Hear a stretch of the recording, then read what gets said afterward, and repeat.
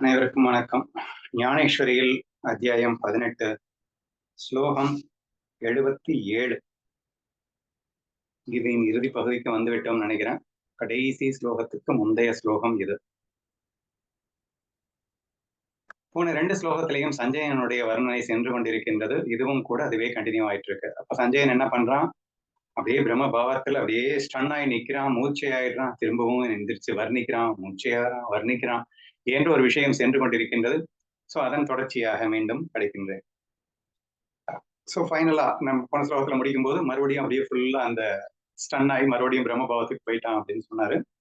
பின்பு எழுந்திருந்து நின்று கொண்டு ராஜனை பார்த்துன்னா திருதராஷ்டிர ராஜனை பார்த்து பின்வருமாறு சொன்னான். ஸ்ரீஹரியின் விஸ்வரூபத்தை பார்த்தும் கூட ஒரு வியப்பும் அடையாமல் இருக்க உனக்கு எவ்விதம் சாத்தியமாகிறது?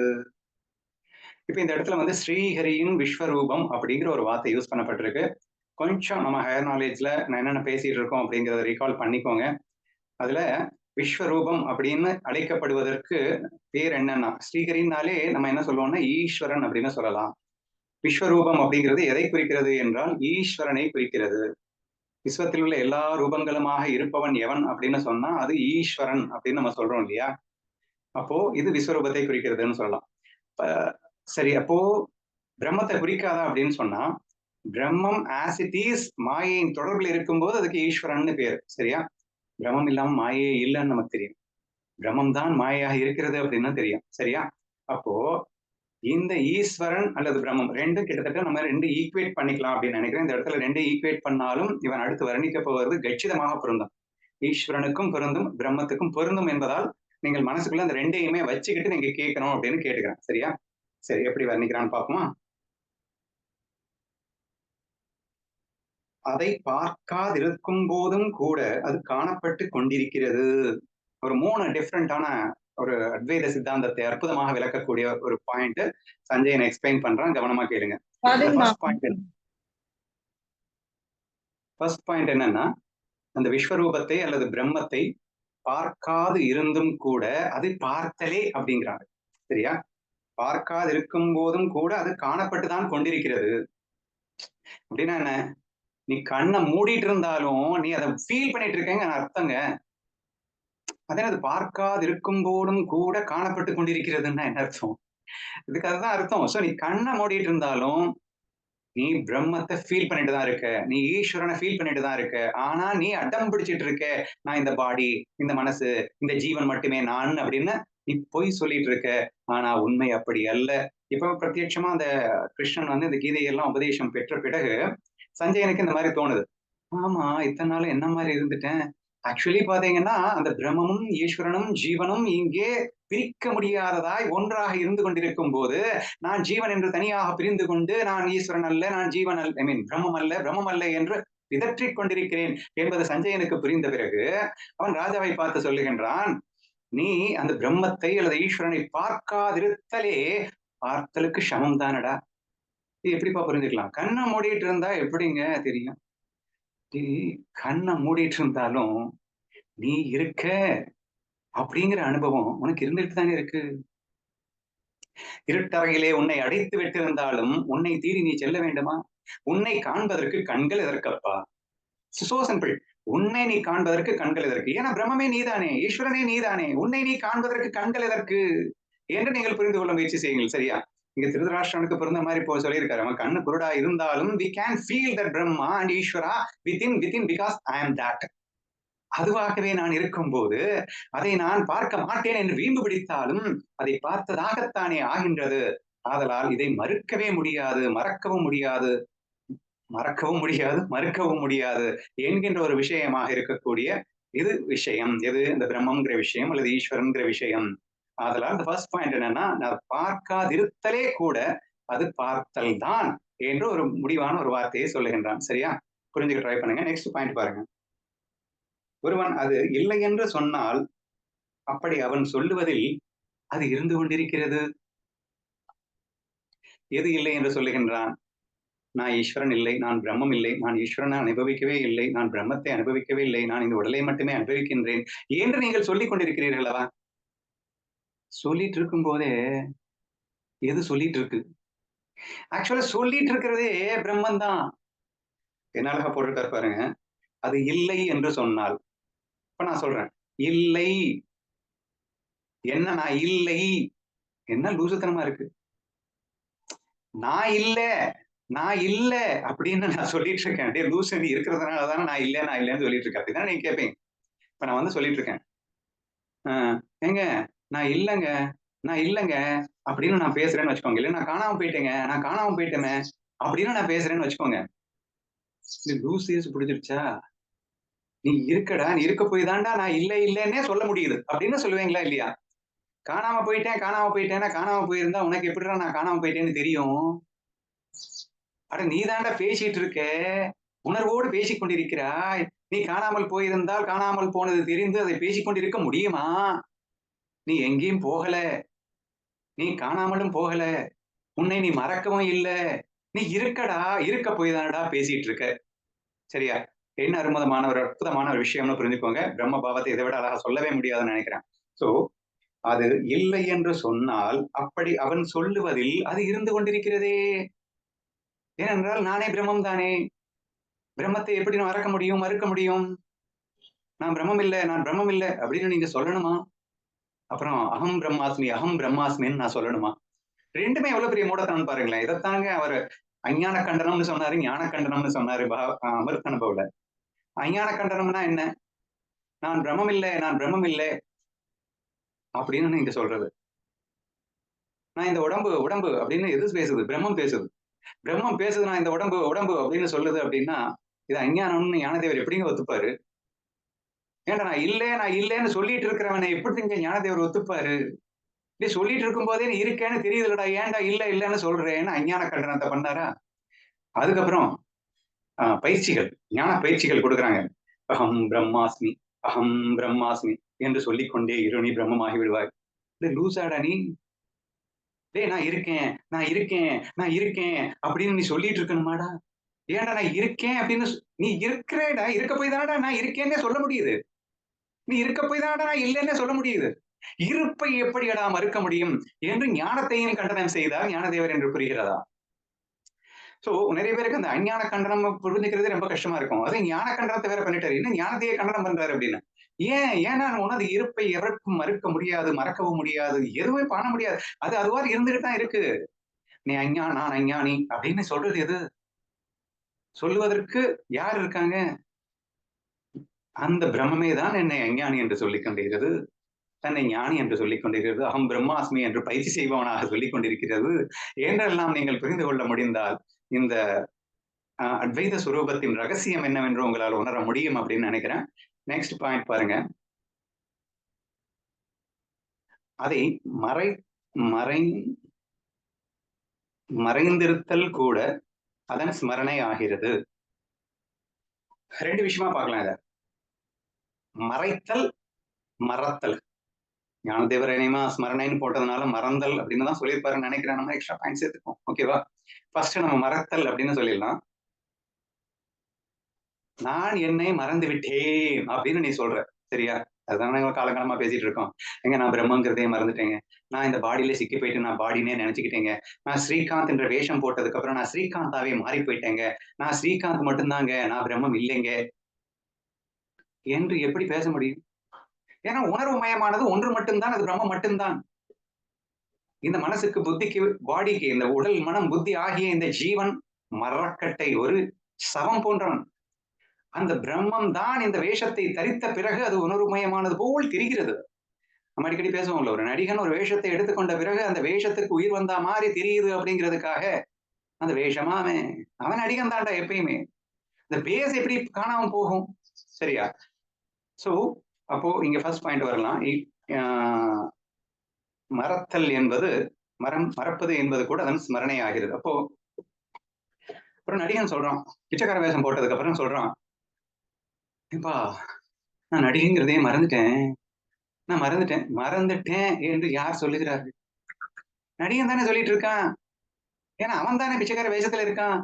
அவன் இல்லைன்னா பிச்சைக்கார வேஷத்துக்கு உயிரே வராதே. உயிராக இருப்பதே அவன் அல்லவா? சரி, விடு. அப்படியே கூட வச்சுக்கோ. நான் என்னை மறந்து விட்டேன் என்று யாருக்கு தெரிந்தது? ஏங்க, என்ன நான் மறந்துட்டேன் அப்படின்னா, என்ன நான் மறந்து விட்டேன் அப்படின்னு சொல்லும்போது, நான் என்னை மறந்தது எனக்கு தெரிந்து கொண்டிருக்கிறது. என்ன பொய் புளிவிட்டு இருக்கேன் பாத்தீங்களா? Please try to understand this line carefully. என்னை நான் மறந்து விட்டேன் என்பதை நான் உணர்ந்து கொண்டிருக்கிறேன். கிட்டத்தட்ட அதேதான். நான் இல்ல, நான் இல்ல, நான் இங்க இல்லவே இல்ல அப்படின்னு நான் பேசிக்கிட்டு இருந்தா, அது எவ்வளவு பெரிய பொய்யோ, அப்படித்தானங்க? நான் இங்க இல்ல, நான் இங்க இல்லன்னு நான் சொல்லிக்கிட்டே இருந்தேன்னா, அது எவ்வளவு பெரிய பொய்யோ, அதே மாதிரி தான் நான் என்னை மறந்து விட்டதாக உணர்கிறேன். மறந்து விட்டவனுக்கு எப்படிடா உணர்வு வரும்? மறந்துட்டேன்னா அதை எப்படி உணர முடியும் உன்னால? உன்னை மறந்தலை நீ உணர்ந்திருக்கிறாய் என்றால், நீ உன்னை மறக்கவில்லை என்று அல்லவா அர்த்தமாகின்றது. பின் மறந்தேன் எப்படி நீ எப்படி சொல்லலாம்? அப்ப அவர் சொல்றாரு, நான் மறந்து விட்டேன் என்று சொல்லும்போதே உன்னை நீ நினைத்துக் கொண்டுதானடா இருக்கின்றாய். அந்த சொல்லுதலே மறந்திருத்தல் கூட அதன் ஸ்மரணை ஆகிறது. அப்போ மறந்திருத்தல் அப்படின்னு நீ சொல்றதே அதை நினைவுபடுத்துறதா தான் இருக்கு. ஏன்னா அதுதானே சொல்லுது. சொல்றதே அதுதானே. அப்ப சொல்லிக்கொண்டே நான் மறந்திருத்தல் என்று சொல்வது எவ்வளவு கேவலமாக இருக்கின்றது என்று நீங்கள் சிந்தித்து பார்க்க வேண்டும். So this is how we are cheating our self அப்படிங்கிறத நீங்க ஈஸியா புரிஞ்சுக்கலாம் அப்படின்னு நினைக்கிறேன். சரியா? ஸோ அப்ப மறந்திருத்தல் என்பதுமே அதுவே ஸ்மரணையாக இருக்கும்போது எதுவும் நாட் பாசிபிள். நான் அஞ்ஞானி, நான் இல்லவே இல்ல, நான் யாருன்னு எனக்கு தெரியல. All this and all how blunder ஃபூலிஷ்னு புரியுதா? நான் யாருன்னு எனக்கு தெரியலே என்று தெரிந்து கொண்டு தானே சொல்லிக் கொண்டிருக்கிறாய். யார் என்று எனக்கு தெரியவில்லை என்ற உணர்வோடு தானே பேசிக் கொண்டிருக்கிறாய். யார் என்று தெரியாது இருப்பவன் யார்? அது பேஸ் இருந்துகிட்டு தானே இருக்கு. அந்த உணர்வு இருந்துகிட்டு தானே இருக்கு. அதுதானே பேஸ் எல்லாத்துக்குமே. அதுதானே உண்மை. மற்றதெல்லாம் வெறும் மாய தானேங்க. இந்த உடல் மனம் புத்திங்கிறது வெறும் மாயதான். ஆனா அதுக்கு அடிப்படையா இருக்கிற அந்த பேஸ் தானே உணர்வு மயமான அந்த ஒன்று. அது இல்லாம எதுவுமே இல்லங்க. அது எப்பயுமே இருந்துகிட்டு தானே இருக்கு. அது எப்படிங்க மறுக்க முடியும், மறைக்க முடியும் என்று நீங்கள் புரிந்து கொள்ள முயற்சிக்க வேண்டும். சரியா? இப்ப நெக்ஸ்ட் இன்னொரு பாயிண்ட் சொல்லிடலாம். மறைத்தல் அப்படின்னு ஒரு பாயிண்ட். அதுங்க இந்த தண்ணீல பாசி மறைஞ்சு போயிடுச்சுல்ல. இந்த பாசி மூடுனதுக்கு அப்புறம் தண்ணி காணாம போயிடுச்சு பாத்தீங்களா? அந்த மாதிரி நான் என் மேல இந்த அறியாமை அப்படிங்கிறது பாசி மாரி படிஞ்சு என்ன நான் மறந்துட்டேன். இப்ப மறைத்தலுக்கு வராங்க. சரியா? மறந்தல் அப்ப நான் முதல்ல சொல்லிட்டேன். மறைத்தல். அ அதுங்க அந்த சூரியன் இருக்குல்லங்க சூரியனு. நான் பிரகாசமானவன் தான். சுயம் பிரகாசமானவன் தான். சச்சிதானந்த சொரூபி தான். ஆனா அந்த மேகம் இருக்குல்ல மேகம். அது ஃபுல்லா மூடிக்கிச்சா, மூடுனதுக்கு அப்புறம் அ நான் என்னை யாருன்னு எனக்கு தெரியாம போயிடுச்சு. என்னை நான் மறைத்து விட்டது. அ என்னை நான் மறைத்து விட்டதுன்னு சொல்லும்போதே பிளண்டரா தான் இருக்கு. ஸோ நான் மறைக்கப்பட்டு விட்டேன் அப்படின்னு வேணா வச்சுக்கோங்க. சரியா? நீ மறைக்கப்பட்டு விட்டேன் அப்படின்னு எப்படிடா சொல்ற? சூரியன் எக்ஸாம்பிள் எடுத்துக்கலாமா? சூரியனை மேகம் மறைத்து விட்டது. சூரியனை மேகம் மறைத்தது என்பது சூரியனுக்கு தெரிய போய் தான், என்னை மேகம் மறைத்து விட்டதுன்னு சூரியன் தானே பேசிட்டு இருக்கு. சூரிய வெளிச்சத்தை கொண்டுதானே சூரியனை மேகம் மறைத்தது என்பதை நம்மால் உணரவே முடிகிறது. அங்கே ஒளி இல்லை என்றால் மேகம் மறைத்தது சூரியனுக்கு எப்படி தெரியும்? அப்ப சூரியனுக்கு தெரியாதது என்ன இருக்கின்றது? சூரியனை மேகம் மறைத்தாலும் சூரியன் ஒளிந்து கொண்டுதானே இருப்பான். ஆனால் மறைத்து விட்டது என்று சொல்லி நாம் தப்பிக்க முடியுமா? சூரியன் தாங்க நாம. சுயம் பிரகாசமாக ஒளிந்து கொண்டும் என்னை எப்படிங்க மறைக்க முடியும்? எதுங்க மறைக்க முடியும்? மறைக்கும் பொருளாக இருப்பதே நானா தான் இருக்க முடியும். எக்ஸாம்பிள் வேணா சூரியன் வேற, மேகம் வேற இருக்கலாம். ஆனா இங்க பிரம்மத்துல எல்லாமே பிரம்மம் தானே. தண்ணி எடுத்துக்கிட்டா ஈஸியா புரியும். தண்ணி சொல்லுது, ஏங்க நான் நல்லா சுத்தமா தண்ணியா இருக்கும்போது நான் நல்லா எனக்கு தெரிஞ்சுட்டு இருந்தேங்க. அப்புறம் அதுக்கு மேல அந்த பாசி மூடிடுச்சா, மூடுனதுக்கு அப்புறமா நான் காணாம போயிட்டேங்க. அப்படின்னு தண்ணி பேச முடியுமா? தண்ணிக்கு மேல தானங்க பாசி மூடி இருக்கு. தண்ணிக்கு மேல பாசி மூடி இருக்கும்போது அந்த தண்ணி நான் காணாம போயிட்டேன்னு எப்படிங்க சொல்ல முடியும்? தண்ணிக்கு எப்படிங்க காணாம போன தெரியும்? வெளியில இருந்து வேணாவது ஒருத்தன் பார்க்கிறவன் வேணா அங்க தண்ணி இருக்குன்னு முதல்ல நினைச்சிட்டு இருக்கலாம். பாசி மூடுனதுக்கு அப்புறம் தண்ணி இல்லன்னு நினைச்சுக்கலாம். இது டிஃபரெண்ட். இங்க இருக்கிறதே தண்ணி தானே. தண்ணி பாசியா மாறிடுச்சுன்னே வச்சுப்போம். தண்ணி தான் பாசியா மாறுச்சு. அங்க இருக்கிறது பாசியும் தண்ணி தான், தண்ணியும் தண்ணி தான். அப்புறம் தண்ணி காணோம் அப்படின்னு எப்படிங்க சொல்ல முடியும்? சோ பிரம்மத்தை மறத்தல் என்பதோ, மறைத்தல் என்பதோ, அது இல்லை என்று சொல்ல முடியாது என்பதும் உங்களுக்கு புரிந்திருக்கும் என்று நம்புகிறேன். ஃபர்ஸ்ட் பாயிண்ட் என்ன சொன்னாரு? அது காண முடியாது என்று சொல்லும். நீ காண முடியாதுன்னு சொல்லிட்டு இருக்கும்போதே பார்த்துட்டு தானே இருக்க. சொல்லுறதே நீ தானடா. என்ற இந்த விஷயங்களை நீங்கள் ஆழமாக புரிந்து கொள்ள வேண்டும் என்று கேட்டுக்கொள்கிறேன்.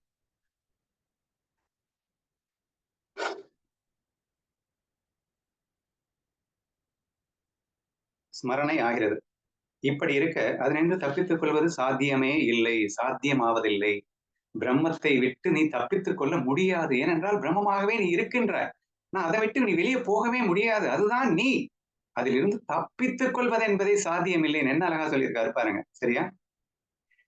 அந்த ஆச்சரிய காட்சியை பார்த்ததும் இது என்ன ஆச்சரியம் என்று ஆச்சரியப்படுவதற்கு கூட அவகாசம் இல்லாதபடி என்னை பற்றிய அறிவு எனக்கு இல்லாதபடி செய்து வைக்கும் ஓர் ஆச்சரிய வெள்ளம் பெருகி வந்து என்னை முழுகி விடுகிறது. நம்ம ஆள் வந்து பேசுறான், திருப்பி வந்து ஆச்சரியத்துல மூழ்கி போயிட்டு, அப்படியே பிரம்மபாதத்துல திளைக்கிறான், பேசுறான், திளைக்கிறான். இப்போ மறுபடியும் பேசி முடிச்சாச்சு இல்லையா? மறுபடியும் அப்படியே ஆச்சரிய வெள்ளத்தில் மூழ்கி போயிட்டு, ஆச்சரியம்னு கூட சொல்ல முடியாத அளவுக்கு அறிவு ஏன்னா, அங்க பிரம்மபாவத்துக்கு போகும்போது உடல், மனம், புத்தி எல்லாத்தையும் தாண்டிய நிலை. சரியா? அப்ப அது பேசுறதுக்கெல்லாம் ஒண்ணும் முடியாது. அதனால மறுபடியும் புஸ்ன்னு போயிட்டாரு. சரியா? சஞ்சயன். புஸ்ன்னு போயிட்டாருன்னா, நீங்க வந்து ஆ சோகப்பட்டு போயிட்டாருன்னு நெனச்சுறாதீங்க. துக்கத்துல இல்ல. பேரானந்தத்துல மௌனமாவிட்டார், மௌனமாகி விட்டார் என்று புரிந்து கொள்ள வேண்டும்.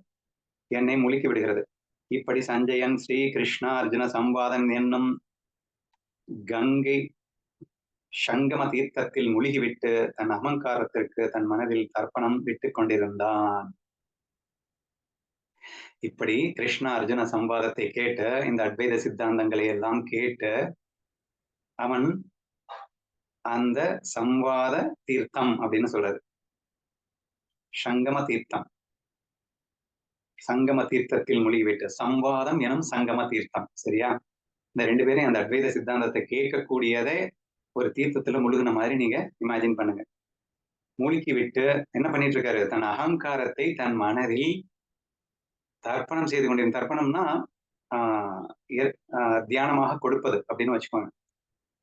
எதை கொடுக்குறான்? அகங்காரத்தை தர்ப்பணம் செய்து கொண்டிருக்கின்றான் அப்படின்னு சொல்றாரு. ஏன்னா அகங்காரம் இருக்க முடியாது. பிரம்மபாவத்துக்கு வந்துட்டீங்கன்னா அகங்காரம் எல்லாம் நிக்காது.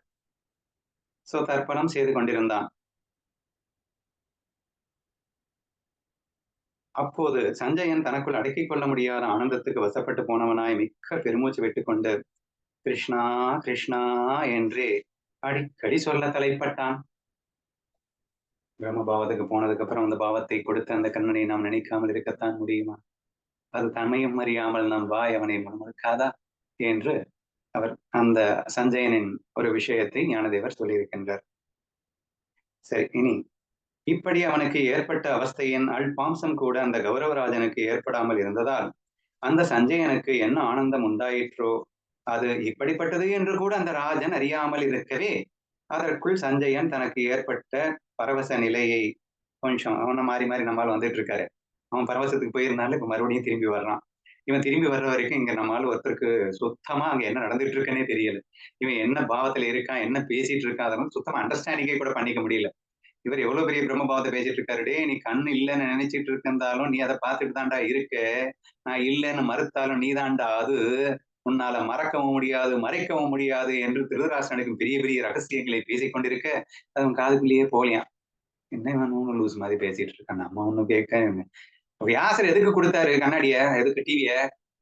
அங்க போர்க்களத்துல என்ன நடக்குதுன்னு பார்த்து எனக்கு சொல்லுடா, டிவியை கொடுத்தா என்னென்னமோ பேசிட்டு இருக்கான் லூசு பை அப்படின்னு அவனுக்கு தோணுச்சான். சரியா? சோ அவனுக்கு தோணிட்டு இருக்கும்போது நம்ம ஆளுக்கு வந்து மறுபடியும் பரவச நிலையை விட்டு வெளியே வர்றாரு. அந்த ராஜன் அறியாமல் இருக்க அதற்குள் சஞ்சயன் தனக்கு ஏற்பட்ட பரவச நிலையை போக்கிக் கொண்டான். அப்போது திருதராஷ்டிரன் சஞ்சயனை பார்த்து பின்வருமாறு சொன்னான். நீ செய்ய வேண்டியது எதுவோ அதை தூரமாக விலக்கி வைத்து விட்டு நீ என்னவோ செய்து கொண்டிருக்கிறாயே. ஏண்டா நான் போர்க்களத்துல என்ன நடக்குதுன்னு பார்க்கணும்னு நான் ஆவலோட காத்துட்டு இருக்கேன். நீ அதை விட்டுட்டு என்ன நம்ம பேசிட்டு இருக்க என்று திருதராஷ்டிரன் சஞ்சயனை பார்த்து கேட்கின்றான். வியாச பகவான் உன்னை இங்கே என்ன செய்ய சொல்லி உட்கார்த்தி வைத்திருக்கின்றார்? எதுக்கு உட்கார வச்சிருக்காரு உன்னை? உனக்கு எதுக்கு டிவி கொடுத்தாரு? நீ இப்படி வளரவா? வந்து என்ன பாக்குறியோ அங்க 2 படைகள் என்ன பண்ணிட்டு இருக்கு, அவங்க என்ன சண்டைக்கு தயாராயிட்டாங்களா, என்ன நடக்குது, அதை பார்த்து நான் பயங்கர ஆவலோட காத்துட்டு இருக்கேன். நீ என்னென்னமோ பேசிட்டு இருக்க என்று திருதராஷ்டிரனுக்கு தோன்றுகிறது. சரியா? திருதராஷ்டிரம் மாதிரி எத்தனை பேருக்கு தோணுதுன்னு உங்க மனசுக்குள்ள யோசிங்க.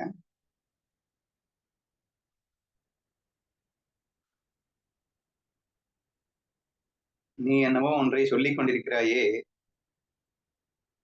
சாரி.